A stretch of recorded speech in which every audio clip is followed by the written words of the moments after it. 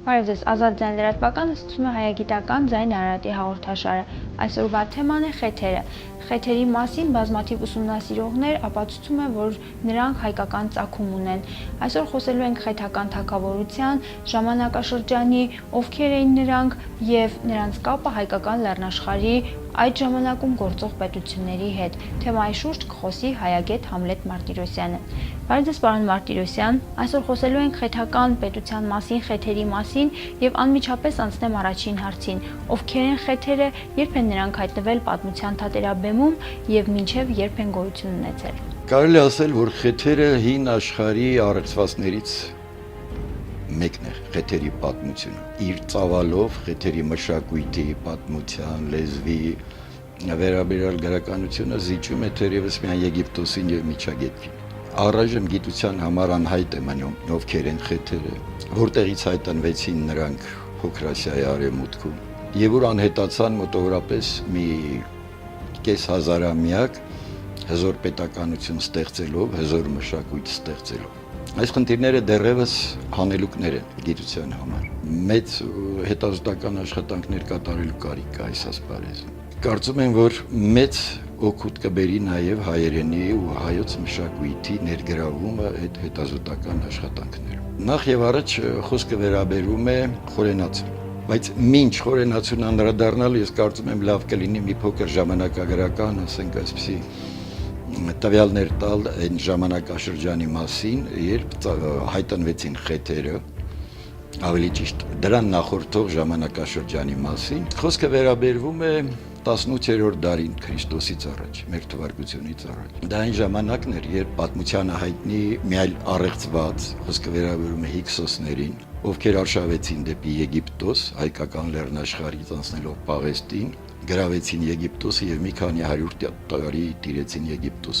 Դրանք նույն ժամանակի երևույթներ են։ Եգիպտական պատմագիտության մեջ դա հայտնի է որպես երկրորդ մութ դարաշրջան, հիկսոսների արշավանքի դարաշրջանը, որին զուգահեռ մենք տեսնում ենք, որ նույն հայկական լեռնաշխարհից ռազմական արշավանքներ են կատարվել դեպի Միջագետք։ Նույն ժամանակաշրջանում դեպի Եգիպտոս արշավանքներ կատարողները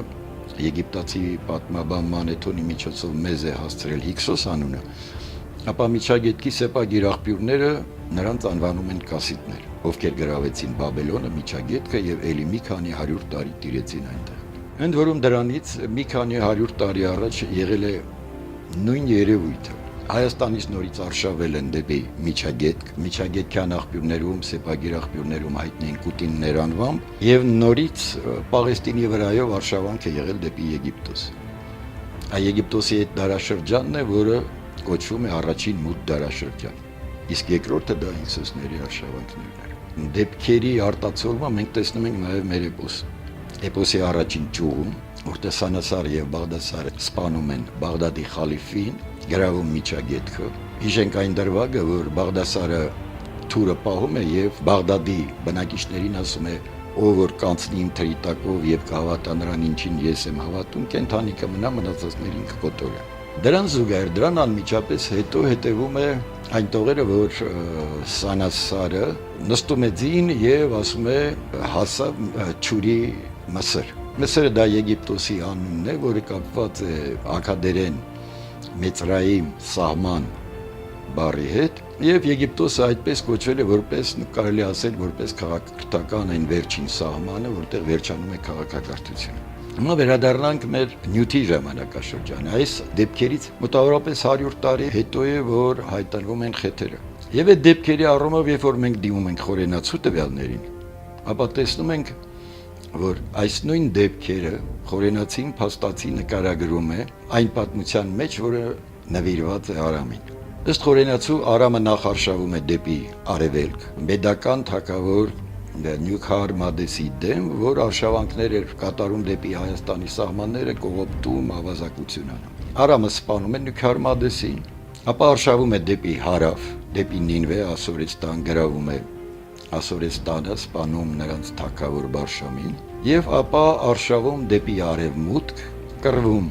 Պայապիս Քաղեայի դեմ, փախցնում նրան միջերկրական ծովի ինչ որ մի կղզի, հիմնում է Մաժակ քաղաքը եւ այլն։ Այս պատմությունները իրենց մեջ արտացոլվում են այն ժամանակաշրջանը, որը պատմագիտությունը մեզ ներկայացնում է որպես կասիտական արշավանքը դեպի Միջագետք, Հիսուսների արշավանքը դեպի Եգիպտոս, եւ այստեղ առաջին գործող դեմքը այդ ամբողջ ռազմական գործողությունների կազմակերպիչը եւ իրականացնողը խորենացու մոտ ներկայացում է որպես մեր Արամ թագավորը, որին նա ներկայացնում է որպես քաջերից քաջ, հայկից հետո նա շեշտում է հենց Արամին ու նաեւ ասում, որ օտարները մեզ Արմեն են կոչում Արամի անունով։ Ժամանակագրության առումով Արամի թագավորելու տարեթիվը մեզ տալիս է Չամչյանը իր հայոց պատմության մեջ, որը հենվելով խորենացու թագավորացուցակից, նահապետների հայոց նահապետների ցուցակից եւ 5 կտակարանի համադրումից, թերևս նաեւ ինչ որ մեզանայդ մի աղբյուրից Չամչյանը տալիս է Արամի թագավորելու տարիները։ Խորենացին նշում է, որ Արամը հрьяաների Աբ รา համի ժամանակակիցն է։ Չամչյանը մեզ տալիս է կոնկրետ թվեր, թե երբ է թագավորել Արամը։ Այդ թվերը համընկնում են ճիշտ այն ժամանակաշրջանի հետ, ինչի մասին մենք խոսեցինք։ Ըստ Չամչյանի հաղորդած տվյալների Արամը թագավորել է մեր թվարկությունից առաջ 1827 թվականից մինչև 1769 թվերը։ Դա մի ժամանակաշրջան է, որը համապատասխանում է Ասորեստանի Շամշի Ադադ թագավորի թագավորելու տարիներին։ Շամշի Ադադը մի ամորեացի էր, որը գրավեց Նինվեն, հզորացրեց Ասորեստանը, գրավեց միջերկրական ծովի արևելյան ափերից մինչև Զագրոսի լեռները։ Ահա այստեղ է, որ մենք տեսնում ենք այն պատճառը, թե ինչու էր պարբերաբար Հայաստանից արշավանքներ ռազմական կատարվում դեպի Միջագետ եւ դեպի Եգիպտոս։ Բանը նրանում է, որ բոլոր այդ դեպքերում կտրվում են առևտրատնտեսական կապերը Հայաստանի եւ Միջագետքի, Հայաստանի եւ Եգիպտոսի միջեւ։ Թե հնագիտական, թե պատմագիտական, թե գրավոր աղբյուրներից, նաեւ մեր էպոսից մենք գիտենք, որ Հայաստան ցորեն էր ներկրվում, հացահատիկ էր ներկրվում Միջագետքից եւ Եգիպտոսից։ Մենք տեսնում ենք ինչպես շումերական աղբյուրներում, այնպես էլ ավելի ուշ շրջանի աղբյուրներում եւ մեր էպոսում։ Եվ այս պատճառն է, որ Հայաստանից այդ ժամանակաշրջաններում տեղի են ունենում ռազմական արշավանքներ դեպի Եգիպտոս եւ Միջագետ։ Դրանք եղել են պարբերաբար եւ Արամի արշավանքը նույնպես ուներ այդ նպատակը։ Բացել այդ առևտրատնտեսական ճանապարհները դեպի Եգիպտոս Միջագետ, դա ոչ միայն առևտրատնտեսական նշանակություն ուներ, այլ մինչև այդ սեմական ցեղերի հայտնվելը, ովքեր փակում էին այդ ճանապարհները, առաջի դեպքում դա Սարգոն Աքադացիներ եւ նրա թոռ Նարամսուենը, Արամի դեպքում դա Շամշի Ադադ առաջինն էր, ով փակեց այդ առևտրատնտեսական կապերը Հայաստան-Եգիպտոս, Հայաստան-Միջագետ։ Եվ Արամի ռազմական արշավանքներն ուղղված էին հենց այդ արգելքները, ճանապարհները բացելուն, արգելքները վերացնելու։ Խորենացին նաև հաղորդում է, որ այն տարածքները դեպի արևմուտք, այն տարածքը, որտեղ հետագայում պիտի հայտնվեն խեթերը, Արամը բնակեցրեց այդ տարածքները, որտեղ բնակիչներ չկային, դատարկ տարածքներ էին, եւ նրանց հրամայեց սովորել, խոսել հայերեն։ Թերևս ավելի լավ կլինի դա մեջ բերել անմիջապես խորենացու ուրեմն տեքստը, բայց այս երկրի բնակիչներին հրաման է տալիս սովորել եւ խոսել հայերեն, այս պատճառով հույները մինչեւ այսօր այդ երկրամասը կոչում են Պրոտին Արմենիա, այսինքն առաջին Արմենիա, որ թարգմանաբար նշանակում է առաջին հասկ։ Իսկ այն դաստակերտը, որ Արամի կուսակալ մշակը շինեց իր անունով եւ փոքր պարիսպով պատեց, այդ երկրի հին մարդիկ կոչում էին մաժակ։ Միևնույն կարգով այդ տեղերից մինչև իր բուն սահմանները շատ անբնակ տեղեր բնակիչներով լցրեց, որոնք կոչվեցին երկրորդ եւ երրորդ հայք, նաեւ չորրորդ հայք։ Պատմահինագիտական տվյալները ցույց են տալիս, որ իսկապես այդ ժամանակներում երրորդ հազարամյակի վերջերին այդ տարածքները, այսինքն Եփրատից արևմուտք ընկած տարածքները անբնակ էին, մոտ 75% բնակչությունը լքել էր այդ տարածքները։ Ընդհանրապես մարդիկ լքում են իրենց տարածքները մեկ արտաքին ճնշման տակ, ռազմական ճնշման տակ, կամ երբ չորային է, հնարավոր չի երկրագործությամբ զբաղվել, կամ եթե իրենք կոչվոր կյանք են վարում։ Բայց տվյալ դեպքում այդ տարածքների հնագիտական տվյալները ցույց են տալիս, որ այդ տարածքներում ապրում էին նստակյաց մարդիկ, ովքեր զբաղվում էին հողագործությամբ, անասնապահությամբ, մետաղագործությամբ։ Այսինքն նրանց ինչ որ մեկը պիտի այդ տեղից ուժով դուրս վռնդել։ Եվ դա արվել է ուրեմն 3-րդ հազարամյակի երկրորդ կեսում Սարգոն Աքադացու կողմից, որ ով այդ տարածքներում Կապադոկիայում ստեղծում է սեմական գաղութներ, նպատակ ունենալով այնտեղից ներկրել մետաղներ, որոնք արդեն միջագետ չէին գալիս Հայաստանից։ Դե առաջինը հենց Սարգոն Աքադացին էր, որ փակեց այդ ճանապարհները։ Եվ հա Սարգոն Աքադացին ստեղծեց այդ գաղութները, որոնք գոյատևեցին մինչև Արամի գահակալելու ժամանակները։ Դա մոտորապես 1780 թվականներն են, որտեղ 81 թվականին Շամշիադադ Ասորստանի թագավորը արդեն չկա, նա թագավորել է մինչև 1771 թիվը, որը համապատասխանում է Խորենացու հայտնած տվյալին, որ Արամը հաղթեց Շամշիադադին եւ սպանեց նրան Կռվի դաշտում։ Ահա այս տարածքներն է, որ վերաբնակեցնում է նոր բնակիչներով եւ նրանց հրամայում խոսել հայերեն։ Եվ այդ տարածքներում է, որ այդ թվերից մոտավորապես 100 տարի անց, մեր թվարկությունից առաջ 1650-ական թվականներին հիմնվում է խեթական թագավորությունը։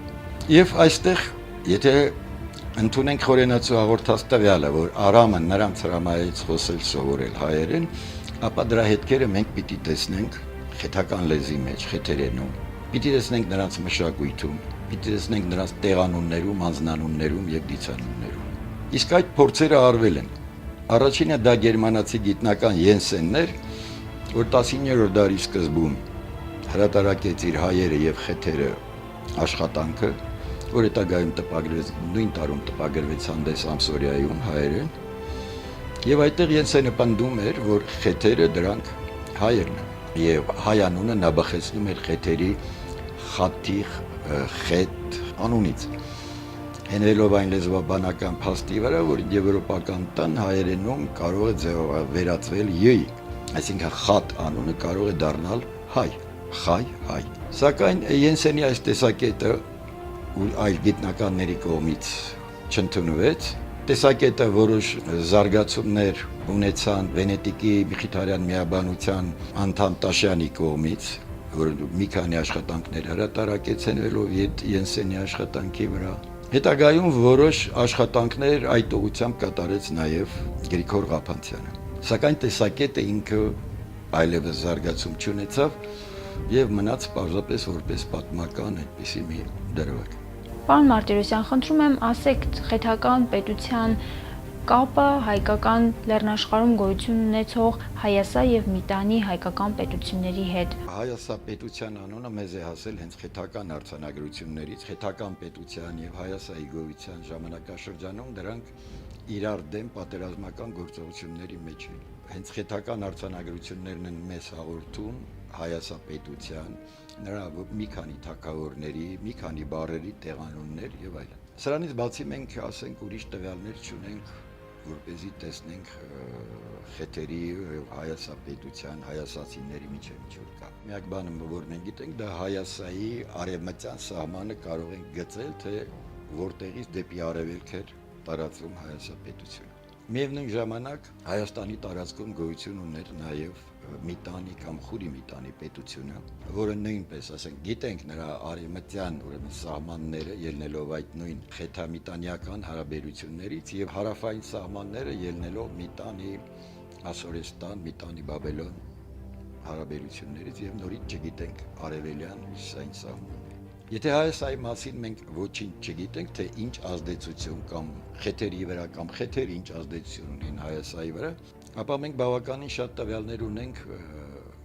Միտանի պետության մշակույթի ազդեցության մասին։ Ժամանակակից բոլոր հետազոտողները հանգել են այն եզրակացության, խեթական մշակույթի վրա շատ մեծ ազդեցություն է ունեցել խուրինների մշակույթը։ Դա վերաբերում է եւ գրականությանը, դա վերաբերում է եւ դիցաբանությանը, եւ բառամթերքին, ինչ որտեղ նույնիսկ այն տպավորությունն է ստեղծվում, որ մշակութային առումով խեթերին կարելի է կոչել խուրիններ։ Այս տվյալները մեզ ցույց են տալիս, որ պատմական Հայաստանի տարածքի բնակիչները մեծ ազդեցություն են ունեցել խեթերի մշակույթի վրա, նրանց դիցաբանության վրա։ Մենք տեսնում ենք, որ բազմաթիվ տասնյակ աստվածներ կան, խուրիական աստվածներ, որոնք պաշտվում են նաև խեթերի կողմից եւ դրանցից ասենք ամենակարևորը թերևս ամպրոպի Աստվածն է, որը խորինների դիցարանում գրավում էր առաջնային տեղ, որպես Աստվածների թագավոր, եւ նրա պաշտամունքը տեսնում ենք նաև խեթերի մոտ։ Ընդ որում կարող ենք նաև այսպիսի մի զուգահեռ տանել, որոշ խեթագետներ փորձում էին տեղանունների միջոցով գտնելով խեթական տեղանուններ Հայաստանի տարածքում, պատմական Հայաստանի տարածքում եւ խեթական պետության մեջ, նրանք փորձում էին հիմնավորել այսպիսի մի թեզ, թե իբր խեթերը, երբ որ կործանվեցին մեր թվարկությունից առաջ 12-րդ դարում, գաղթեցին դեպի Հայաստան եւ լուծվեցին տեղի բնակչության մեջ։ Նման մի տեղանուն ներիկ խեթերի երկրորդ մեծ քաղաքը, երկրորդ սրբազան քաղաքը, մայրաքաղաք Խաթուսայից հետո, որը Խաթուսայից մի օրվա ճանապարհի հեռավորություն ուներ, դա ամպրոպի Աստծո պաշտամունքի կենտրոնն էր։ Եվ այդ հետազոտողները դրան զուգահեռ բերում են Վանա լճից հարավ գտնվող Նարեկ տեղանունը, որը մեծ հայտնի է որպես Գրիգոր Նարեկացու ծննդավայրը եւ Նարեկավանքը, որտեղ նա գործել է։ Երկրորդ տեղանունը կապված է արևի պաշտամունքի հետ, դա ուրեմն խեթերի մոտ Արիննա քաղաքներ, արևի պաշտամունքի կենտրոնը։ Նույնանուն տեղանուն մենք ունենք նույն տարածքում Վանա լճից հարավ Արիննա, որը հիշատակվում է Ասորեստանի թագավոր Սարգոն II-ի արձանագրություններում։ Էլի կան մի շարք տեղանուններ, եւ այս տեղանունները նույն ձևով օգտագործում էր նաև Գրիգոր Ղափանցյանը, որպեսզի հիմնավորի, որ խեթերը պետականությունը կորցնելուց հետո գաղթել են դեպի Հայաստան եւ ձուլվել տեղի բնակչության մեջ, եւ այն տեղանունները, որը մենք նշեցինք, դա խեթերը բերել են այստեղ։ Այն մյուս տվյալները, որի մասին մենք խոսեցինք եւ ելի մի քանիսի մասին կխոսենք, մեզ ասում են, որ իրականում եղել է հակադարձ երևույթ։ Այսինքն տեղանունները Հայաստանից պիտի գնային եւ ավելի շուտ դեպի խեթերի երկիր։ Այն բնակիչները, որ մենք խոսեցինք, թե Արամը բնակեցրեց այդ խեթերի երկիրը, որտեղից է տարել։ Շատ հնարավոր է, որ դրանք այն բնակիչներն էին, որոնք Շամշի Ադադի ժամանակ, որը ճնշում էր Հյուսային միջագետքի ժողովրդին, որը վկայված է ինչպես սեպագիր աղբյուրներով, այլ նաև խորենացին է հաղորդում եւ հնագիտական նյութերով, նրանք փախչում էին Ասորեստանից դեպի լեռները։ Դա նշում են եւ աղբյուրները, եւ խորենացին։ Եվ դրանք որտեղ պիտի հայտնվեին, պիտի հայտնվեին Ասորեստանից դեպի հյուսիս, լեռները այնտեղ են, դա Հայաստանն է, Հայաստանի հարավային սահմանները։ Արամը հավանաբար այդ փախստականներին պիտի ինչ որ միտեղ բնակեցներ, որտեղ դրանք հոծ բազմություն էին, եւ Ասորեստանի սահմանների վրա նման մի անկայուն, ասենք, բազմություն պահելը կարող էր վտանգավոր լինել։ Եվ առիթը եկավ ինքը դեպի արևմուտք, երբ որ սեմական գաղթօջախների դեմ էր արշավելու դեպ արևմուտք Կապադովկիա, նա այդ բազմությանը կարող էր տեղափոխել այնտեղ։ Եվ հնարավոր է, որ Հայաստանից այնտեղ գնացած այդ բազմությունը իր հետ տաներ այդ տեղանունները։ Մշակութային ազդեցությանը, եթե մենք վերադառնանք, այստեղ շատ հետաքրքիր է անդրադառնալ նաև այսպես կոչված Անիտայի արձանագրությանը։ Դա խեթերեն մի արձանագրություն է, որը մեզ է հասել մեր թվարկությունից առաջ 1300 թվի փորագրված արձանագրությունը, որը հետազոտողները նշում են, թե դա կրկնօրինակն է մի շատ ավելի հին ժամանակաշրջանում արված արձանագրության։ Նախ ասեմ, որ Անիտայի արձանագրության մեջ տվյալները ճշգրտորեն կրկնում են այն, ինչ որ նշում է խորենացին։ Անիտան իր արձանագրության մեջ պատմում է իր հոր, որը սեպագիր ժամանակակից ընթերցմամբ հնչում է Պիթհանա, դա հոր անունն է, ինքը եւ իր հայրը մեծ զորքով արշավում են դեպի Կապադոկիա, գրավում են մի շարք քաղաքներ, հաստատում են իրենց իշխանությունը։ Այստեղ զուգահեռները ոչ միայն անունների,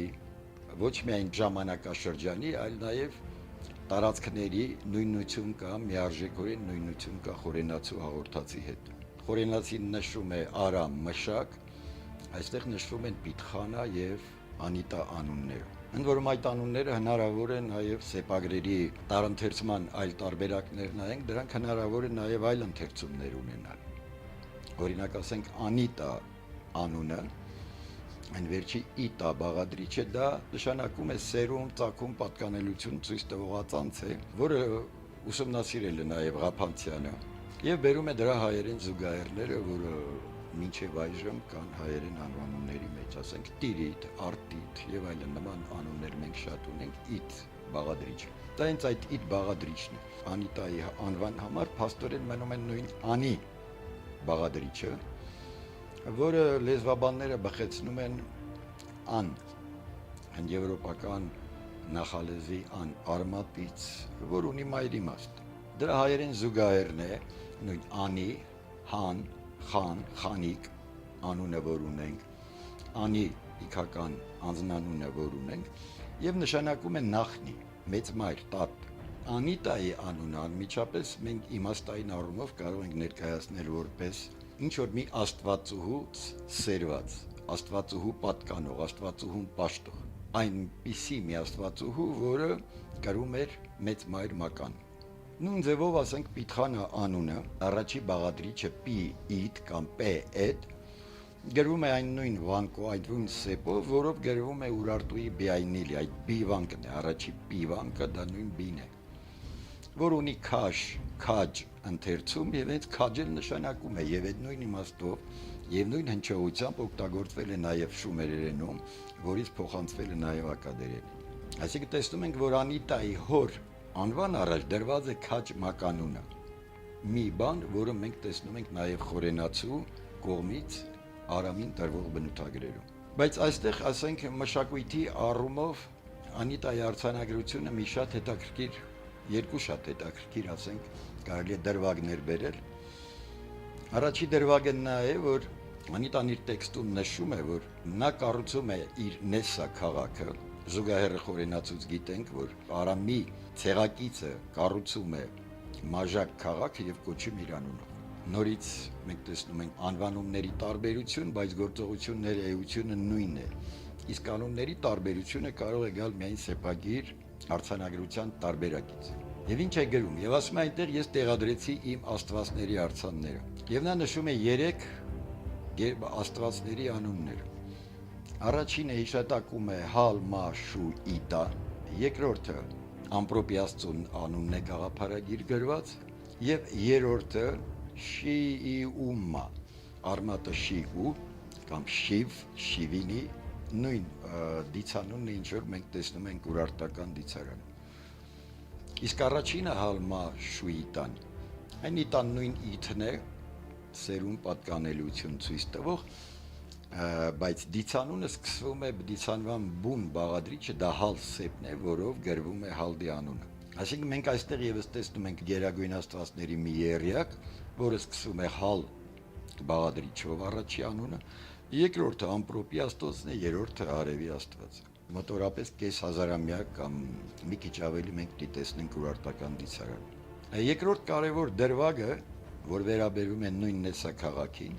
այն է, որ Անիտան իր արձանագրության մեջ գրում է, թե ինքը բազմաթիվ գազաններ բերեց Նեսսա, որում այդտեղ նշվում են առյուծներ, վագրեր, հովազներ, արջեր եւ այլն։ Եվ այստեղ մենք անմիջապես զուգահեռ ենք տեսնում մեր Սասնա ծռեր էպոսի Դավթիճուղի հետ, որտեղ Դավիթը Սասուն է բերում այդ նույն գազաններին։ Դա մի ուրեմն դրվագ է, մի դիցաբանական սյուժե է, որը մենք որևէ մի այլ տեղ չենք տեսնում։ Տեսնում ենք մեր էպոսում եւ տեսնում ենք Անիտայի արձանագրության մեջ, որը գտնվել է խեթական պետության տարածքում։ Առաջնություն տալ այսօր դժվար է, բայց ես համոզված եմ, որ այնուամենայնիվ ժամանակագրական առումով էպոսի միջուկը պիտի շատ ավելի հին լինի, քան Անիտայի արձանագրությունները եւ դրա համար կան հիմքեր իդեմս ժայռապատկերների տվյալների։ Այստեղ եւս տեսնում ենք, որ այդ սերտ կապը Հայաստանի եւ խեթական պետության միջև։ Պատմության մեջ արձանագրված է բազմաթիվ դեպքեր, որ Միտանի հայկական պետությունը եւ խեթական թագավորությունը մշտապես եղել են պատերազմական իրավիճակների մեջ, բայց եթե դուք նշում եք, որ այս երկու պետություններն էլ հայկական ծագում ունեն, ապա որն է խնդիրը նրանց, ինչու են նրանք անդադ միմյանց հետ պայքարի մեջ։ Մենք նշեցինք, որ միևնույն ժամանակաշրջանում կա խեթական պետությունը, կա Հայաստան եւ կա Միտանին եւ այդ երեք իրար հետ ընդհանուր սահմաններ ունեն։ Գրավոր աղբյուրները մեզ ցույց են տալիս, որ ասենք, եթե Միտանին եւ խեթերը, Հայաստան եւ խեթերը մշտապես պատերազմական իրավիճակների մեջ էին, ապա օրինակ Միտանին եւ Հայաստան երբեք իրար հետ ռազմական բախում չեն ունենում։ Եթե դրանք երկուսն էլ հայկական պետություններ են, ուրեմն դրանց մեջ բախումներ չկան։ Եթե մենք հայկական ծագում վերագրենք նաեւ խեթական պետությանը, ստացվում է, որ երկու հայկական պետություն կառվում էին մի երրորդ հայկական պետության հետ։ Իսկ դրա պատճառները կարող են շատ լինել։ Շատ հնարավոր է եւ ես համոզված եմ, որ այստեղ ավելի շատ մեծ դեր պիտի ունենար դիցաբանական հիմք։ Երբ որ մենք ուսումնասիրում ենք գրավոր աղբյուրների տվյալները, տեսնում ենք այն հիմնական ճշմարիտ աստվածապաշտություն, որը եղել է Հայաստանում, եղել է հազարամյակներ շարունակ ու եղել է անխզելի, մենք տեսնում ենք, որ ճշմարիտ աստվածապաշտության բնից անջատվում են ճյուղեր, այսօրվա լեզվով ասած աղանդներ։ Կարծում եմ, որ այդ բախումների պատճառը պիտի լինեին դրանք, որովհետև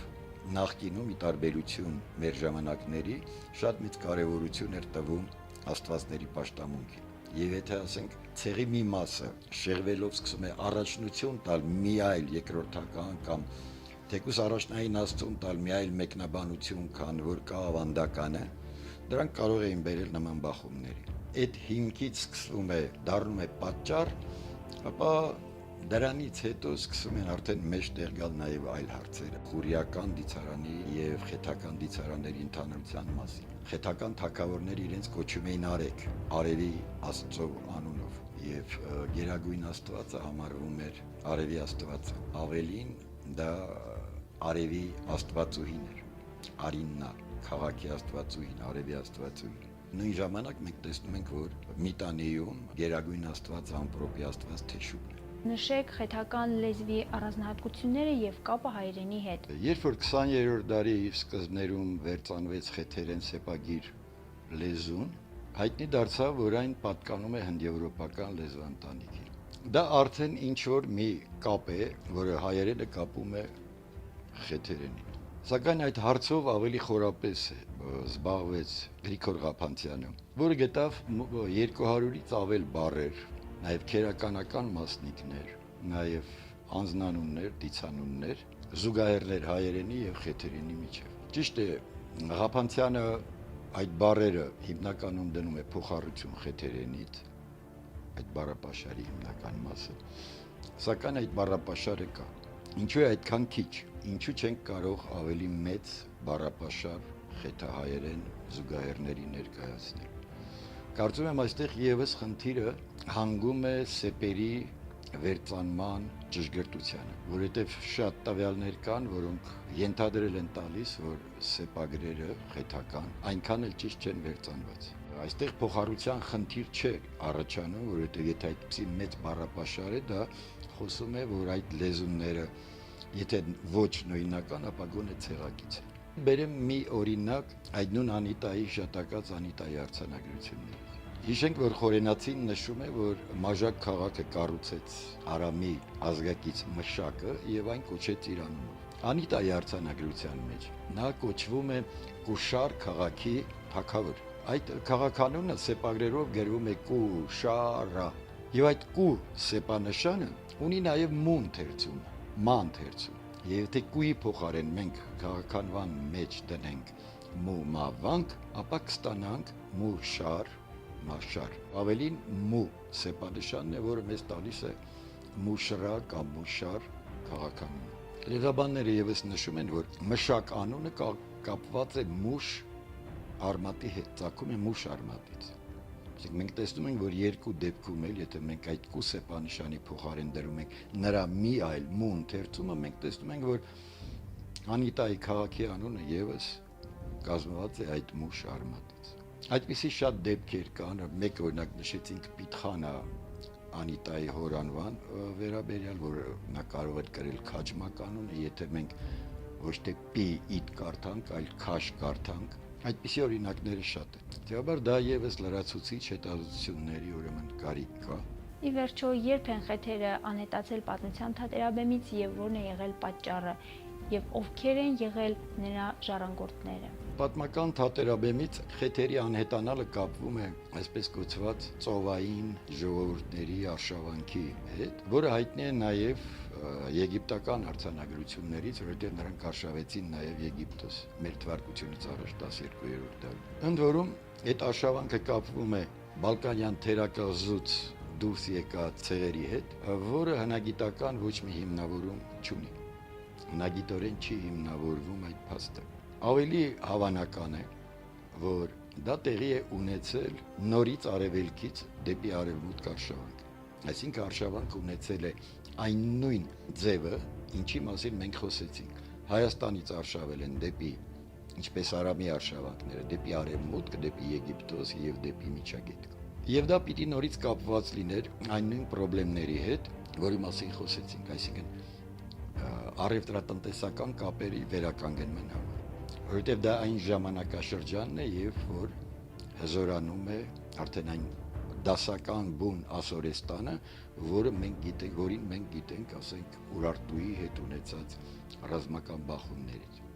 Այն դառնում է նորից ջրբաժան Հայաստանի եւ Հարավի եւ Արևմուտքի միջև, իդեմս Եգիպտոսի եւ Կապադոկիայի։